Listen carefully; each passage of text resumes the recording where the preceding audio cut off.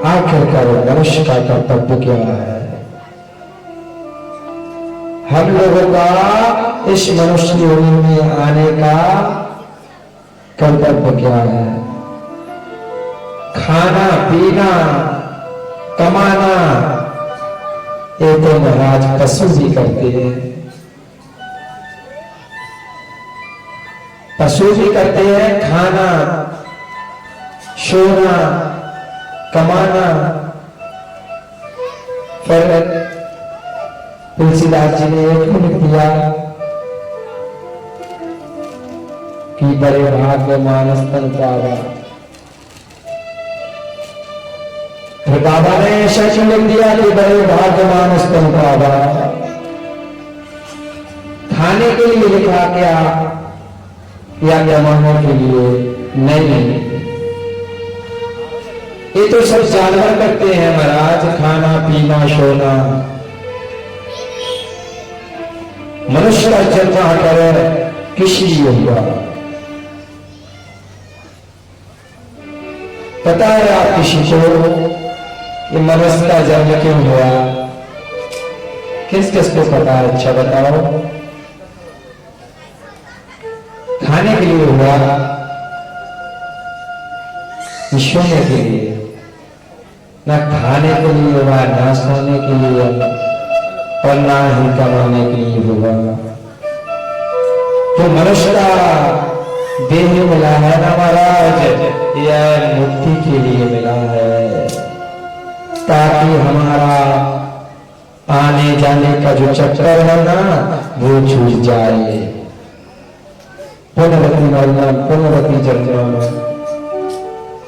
जो बार बार हमें जन्म लेते हैं मरते हैं ना, इसका आने जाने का चक्कर छूट जाए, इसलिए महाराज यह मनुष्य का देह मिला है।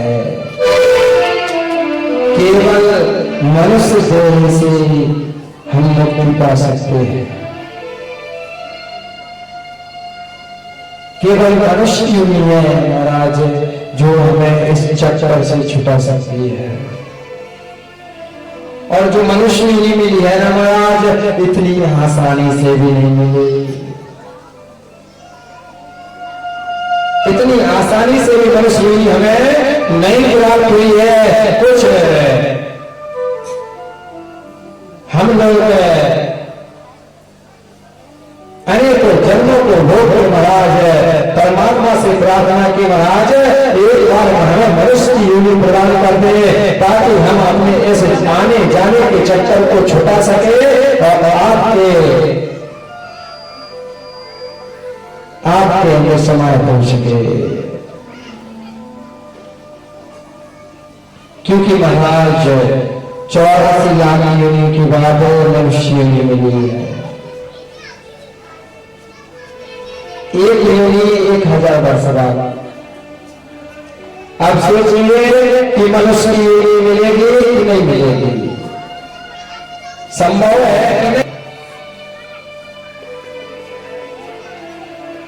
कि नहीं? हमको तो नहीं लगा कि अब हमें मनुष्य की योनि मिलेगी, क्योंकि हम लोगों के कर्म इतने अच्छे होते जा रहे हैं दिन प्रतिदिन। इसलिए भैया बचे हुए समय को सार्थक कर लो, इसे दबाओ ना। क्योंकि कहा है ना बाबा ने कि रात गवाई सो दिवस गवाया था, हीरा जन्म अमोल था, खोड़ी बदले जाए। जो मनुष्य को कलियुग में कितने वर्ष की योनि मिली है? कितने वर्ष की? 100 वर्ष की। मनुष्य की उम्र कितनी है? कलियुग में मनुष्य की उम्र कितनी है? 100 वर्ष की। रात को और दिन को मिला के मिली ना 100 वर्ष की योनि। जब 100 वर्ष की योनि मिली है तो रात को आप जगेंगे नहीं, रात को क्या करेंगे?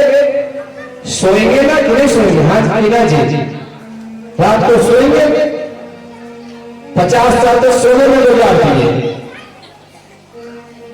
और बचे 50 साल, तो 25 साल 40 साल तो गवा दिए गए में, पढ़ाई लिखाई में और कमाई में। कहां गया समय। तो जो निकल गया उसको भूल के अब इस जो बचे हुए समय को सार्थक कर लो, तो जीवन का उद्धार है, वरना तो नैया डूबी की बराबर है महाराज। जैसे आए थे वैसे ही चले जाना है। इसलिए महाराज बचे हुए समय को सार्थक करो, सबसे ममता रखो, सबसे सब कुछ रखो, लेकिन महाराज किसी से उतना ही लगा रखो जितना आप उसे बाद में छोड़ देंगे। ज्यादा नहीं डूबना है, चाहे वह घर परिवार हो, चाहे महाराज आपका कोई भी कारोबार हो। उतना डूबना जितने बार में अपन उससे उभर सकते हैं, उतना ही लगाव लगाना जितना हम महाराज बाद में निकल सकते हैं उस चीज से। तो जीवन का जीना सार्थक है, नहीं तो महाराज बचे हुए समय को भी आप क्या कर रहे हैं, बर्बाद कर रहे हैं। जब जागे तब सवेरा। अभी अगर आपको 9 दिनों में अगर कुछ भी जागृति हो जाए ना, तो ये नहीं सोचना कि हमने पहले क्या किया, पहले को छोड़ के वर्तमान पे ध्यान देगा। वर्तमान में हमें क्या करना है, ना तो अपन को भविष्य देखना है और ना अपन को पास्ट देखना है, पीछे देखना है। केवल क्या देखना है, प्रेजेंट देखना है, ना फ्यूचर देखना है और ना ही पास्ट देखना है। तो हमने क्या किया, आगे क्या करेंगे, नहीं। अगर आपने अपना वर्तमान सुधार लिया तो आपका फ्यूचर सुधर जाएगा। जब फ्यूचर सुधर जाएगा तो फिर पास्ट भी अच्छा दिखेगा आपको। इसलिए जो निकल गया उसको छोड़ दो, अपने आप को कोसो नहीं कि हम तो पापी हैं, हमने इतने पाप किए, परमात्मा हमको अपनाएंगे कि नहीं अपनाएंगे, ऐसा नहीं भैया। अगर आप अपने मन में परिवर्तन लाए और अपन सुधरना चाहते हैं ना, तो ईश्वर को अपनाने के लिए खड़े हैं।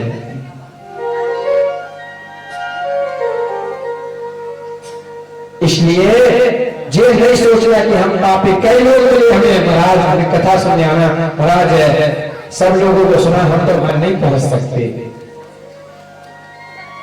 आखिरकार आपने स्वीकार तो किया कि हम भैया गलत हैं। उस इस संसार में, इस कलकाल में स्वीकार कर लेना ही अपनी गलती का महाराज पश्चाताप होता है। आप स्वीकार करें, आप में खूबी है, इसलिए आप लोग भी पीछे ना हटिए। आप तो अपनी गलती स्वीकार कर रहे हैं, वह अद्भुत है। लेकिन ध्यान दें, गलती स्वीकार करने के बाद पुनः गलती करें तो महापाप की श्रेणी में आता है।